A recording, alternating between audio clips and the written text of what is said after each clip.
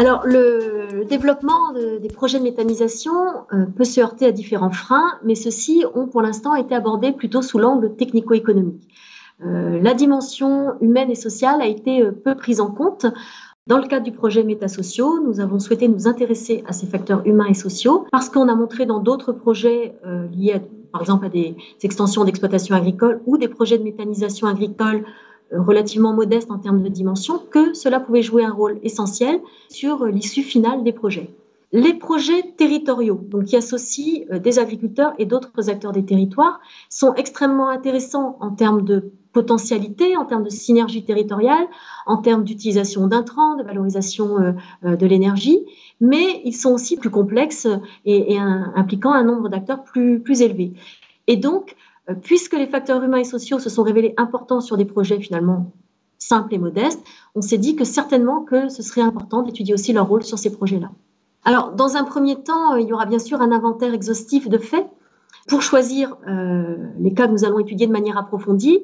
Cet inventaire exhaustif se fait à partir des bases de données existantes au sein des chambres d'agriculteurs qui portent le projet et également de partenaires de ce projet. Des enquêtes terrain sont menées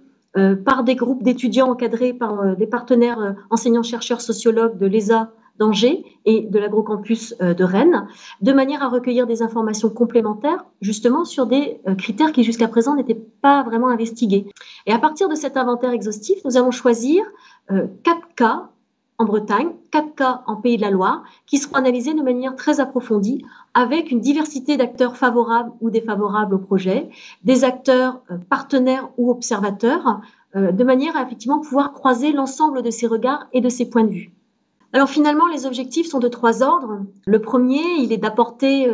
des connaissances nouvelles finalement aux partenaires techniques et scientifiques, puisque ces facteurs humains et sociaux ont été peu étudiés jusqu'à présent. Ensuite, l'objectif, c'est quand même d'être dans une dimension opérationnelle et donc de pouvoir fournir des préconisations aux porteurs de projets potentiels et à leurs partenaires sur la manière de prendre en compte ces facteurs humains et sociaux avec les autres paramètres, bien sûr, technico-économiques, mais d'avoir une vue plus globale de manière à se donner toutes les chances de mener à bien ces projets. Et puis,